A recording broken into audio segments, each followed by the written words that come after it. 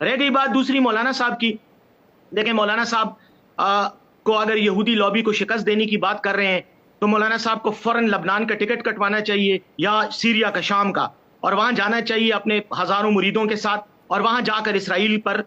حزب اللہ کے ساتھ یا کسی اور تنظیم کے ساتھ جو ہے مل کے لڑنا چاہیے اگر وہ واقعی یہودی لابی کو شکست دینا چاہیے، یا کھل کر امریکہ اور اسرائیل کے خلاف بیان دے۔ زبانی باتوں سے کہ عمران خان یہودیوں کے ایجنٹ ہے، یہ تو فضول باتیں ہیں، لغو باتیں، اور یہ پہلے بھی کر چکے ہیں۔ جہاں تک ہماری ملاقات کا تعلق ہے، دیکھیں ہم نے ایک اچھے گرینڈ جیسچر کا، اور میں سمجھتا ہوں کہ افہام و تفہیم کا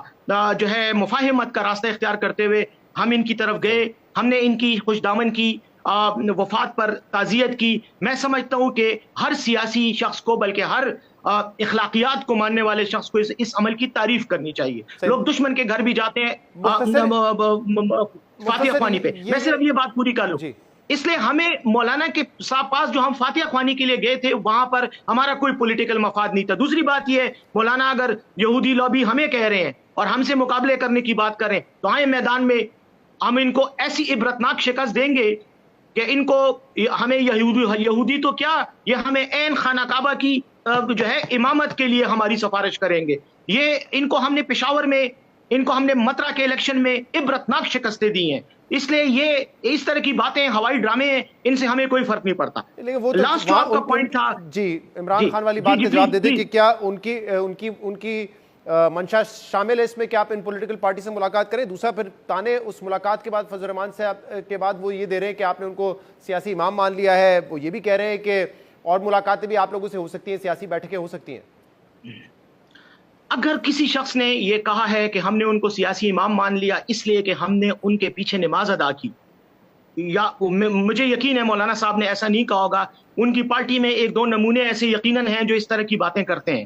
شاید انہوں نے کہا ہو۔ تو میں ایک بات آپ کو کہنا چاہ رہا ہوں کہ میرے خیال میں اس سے زیادہ گراوٹ کی اور کوئی بات نہیں ہو سکتی کہ ایک شخص جس کے پیچھے آپ ایک دینی فریضہ ادا کریں، نماز پڑھیں، اور وہ اس کو پولیٹیکل وکٹمائزیشن کے لیے یا پولیٹیکل اینگلنگ کے لیے استعمال کرتے ہوئے اس طرح کے جملے ادا کرے، تو میرے خیال میں بطور مسلمان بھی اور بطور ایک پشتون بھی اور بطور ایک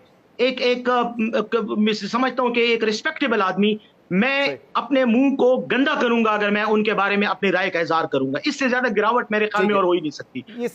دوسری بات جی آپ اس کی بات کر رہے تھے عمران خان صاحب کی، میں اس کا جواب دے دوں۔ خان صاحب کے ساتھ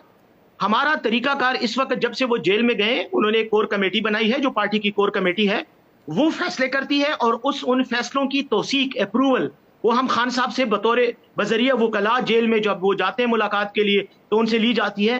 اس قسم کی جو آؤٹ ریچ ہے پولیٹیکل لیڈرشپ کے ساتھ مختلف پارٹیوں کی، اس کی انہوں نے گرفتاری سے پہلے بھی اپروول دی تھی اور اب بھی دی ہے۔ اور خاص طور پر جے یو آئی کے حوالے سے میں یہ کہہ دوں کہ جب باجاوڑ میں دھماکہ ہوا تھا ان کے جلسے میں جس میں کئی افراد شہید اور زخمی ہوئے تھے، اس وقت بھی خان صاحب نے یہ کہا تھا کہ آپ لوگ جائیں اور تعزیت کریں، اور اس وقت بھی میں آپ کو بتاؤں کہ ہمارے بعض ایم این ایز اور ایم پی ایز پشاور سے، کے پی سے، وہ ہسپتال میں عیادت کے لیے بھی گئے تھے اور وہ فاتحہ خوانی کے لیے بھی گئے تھے۔ بہت شکریہ